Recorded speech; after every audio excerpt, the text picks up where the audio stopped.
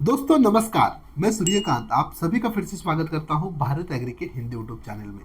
आज की वीडियो में थोड़े से हटके टॉपिक के बारे में बात करेंगे। मैं आपको बताने वाला हूं कि डीएपी, एमओपी, एसएसपी और एनपीके इसमें आखिर क्या अंतर होता है। कई बार किसान धोखा खा जाते हैं, कई बार किसान को कंफ्यूजन होता है कि आखिर ये डीएपी, एमओपी, एसएसपी है क्या, इसमें क्या होता है, फसल में इसका क्या उपयोग होता है, कौन से फायदे होते हैं और इनको कितनी मात्रा में फसल में डालना चाहिए। और सबसे ज़रूरी हम ये भी देखेंगे कि इसके मार्केट में आखिर क्या दाम होते हैं। आप किसी भी प्रकार की खेती करते हो, अगर आप एक जिज्ञासु किसान हैं तो आपके लिए खासकर ये वाला वीडियो बहुत ही फायदेमंद होने वाला है। मेरी आपसे एक राय है कि वीडियो अंत तक देखिए और वीडियो के आखिर में अगर आपको ये वीडियो अच्छा लगता है तो इस वीडियो को अपने अन्य किसान दोस्तों के साथ जरूर शेयर कीजिए। चलिए फिर बिना किसी देरी के आज के वीडियो के लिए शुरू करते हैं। तो फिर चलिए दोस्तों शुरुआत करते हैं डीएपी के साथ। इसका नाम है डाई अमोनियम फॉस्फेट। इसमें हमें दो घटक मिलते हैं, यानी दो सामग्री मिलती है। पहली सामग्री होती है 18% नाइट्रोजन की और दूसरी होती है लगभग 46 यानी 46% फॉस्फोरस की। इसमें जो 18% नाइट्रोजन है उसमें से लगभग 15.5% जो नाइट्रोजन है वो अमोनियम नाइट्रेट फॉर्म में होता है और बचा जो 46% फॉस्फोरस होता है उसमें से लगभग 39.5% जो फॉस्फोरस होता है वो पानी में घुलनशील होता है और जो बचा हुआ है वो मिट्टी में घुलनशील होता है।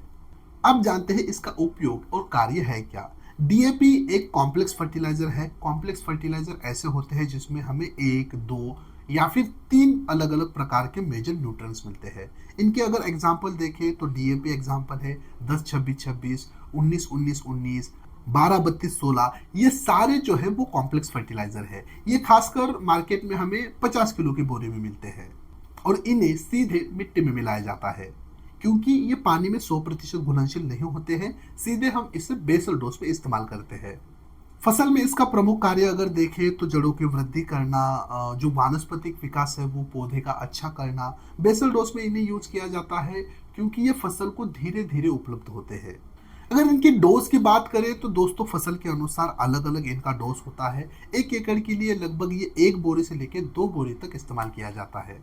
मार्केट में डीएपी के अगर ब्रांड की बात करें तो कई सारे फर्टिलाइजर के नामी ब्रांड आपको मार्केट में मिल जाएंगे, जैसे कि महादन है, जय किसान है, ग्रोमर है, आरसीएफ है, इपको है। इनके आपको अच्छे क्वालिटी के डीएपी मार्केट में मिल जाएंगे। इनके रेट्स की बात करें तो डीएपी का अगर एवरेज रेट निकाले तो लगभग 1350 रुपए पर बैग के हिसाब से, 50 किलो का बैग होता है, ऐसे रेट आपको डीएपी के मिल जाएंगे। अब बात करते हैं एमओपी की। एमओपी यानी म्यूरेट ऑफ पोटैश। इसमें हमें लगभग 60% पोटाश मिलता है और उर्वरक जो 40% होता है वो क्लोराइड होता है। इसमें हमें ध्यान दीजिए, इसमें हमें नाइट्रोजन और फास्फोरस नहीं मिलता है।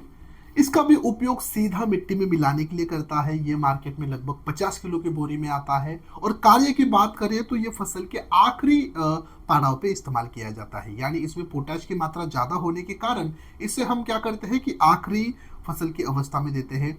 फसल की मैच्योरिटी बढ़ाना या फिर फसल में जो और फल होते हैं उनकी वृद्धि और विकास करना, फसल को कीट और रोगों से लड़ने की शक्ति प्रदान करना, अगर वो फील्ड क्रॉप है तो दाना भरना, दाने का साइज बढ़ाना, फलों के ऊपर एक चमक लाना, चकाकी लाना, ये सारे काम होते हैं पोटाश के, जिसे हम म्यूरेट ऑफ पोटाश के माध्यम से अपने फसल को देते हैं। अब इसका भी जो एप्लीकेशन डोज होता है वो फसल अनुसार अलग अलग होता है। बड़ी फसल है तो हमें 2 से लेकर 3 बैग की आवश्यकता होती है। अगर बहुत ही छोटी फसल है तो ये 25 किलो से लेकर 50 किलो 1 एकड़ के हिसाब से इस्तेमाल किया जाता है।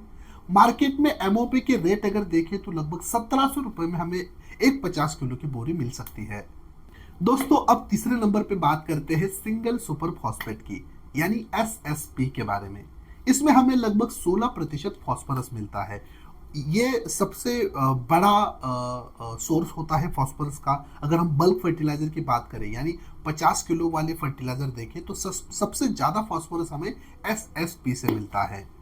फास्फोरस के अलावा एसएसपी में हमें सल्फर मिलता है 12%, कैल्शियम मिलता है 21%, कई बार इसमें हमें मैग्नीशियम 0.5%, जिंक, बोरॉन भी मिलता है। अब ये मिलता है क्यों बोल रहा हूँ मैं, क्योंकि अलग अलग कंपनियां इसे अलग अलग तरीके से बनाती हैं, लेकिन मेजर इसमें हमें फास्फोरस, कैल्शियम और सल्फर की मात्रा मिलती है। ये भी एक फील्ड एप्लीकेशन यानी मिट्टी में मिलाया जाने वाला उर्वरक है जिसे हम सीधे बेसल डोज में इस्तेमाल करते हैं। फसल अनुसार इसके उपयोग की मात्रा अलग अलग है। अगर बड़ी फसल है जैसे गन्ना है, केला है, तो इसमें इसकी मात्रा लगभग 2 से लेकर 3 बैग 1 एकड़ के हिसाब से होती है। अगर छोटी फसल है तो लगभग 1 बैग 1 एकड़ के हिसाब से इसका आप इस्तेमाल कर सकते हो। इसके फायदे अगर देखें तो ये पौधों का और जड़ों का बहुत ही अच्छा विकास करता है क्योंकि इसमें फास्फोरस की मात्रा ज़्यादा है। फसल के ऊपर अधिक फूल आना, फल आना या फिर जो सेल डिवीजन है, कोशिका विभाजन का काम है, यानी फलों का साइज बढ़ना, ये सारी चीज़ें आपको एसएसपी से मिल सकती है। मार्केट में एसएसपी के दाम अगर देखें तो लगभग ये सस्ता मिल जाता है 380 रुपये पर बैग के हिसाब से।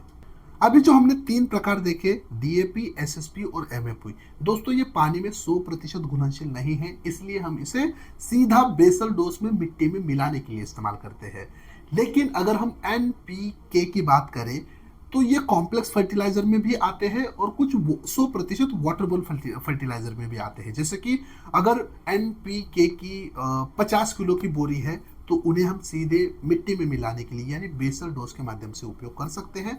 अगर वो 25 किलो की बोरी में आते हैं या फिर 1 किलो की बोरी में आते हैं तो वो 100% वाटर सोल्यूबल होते हैं।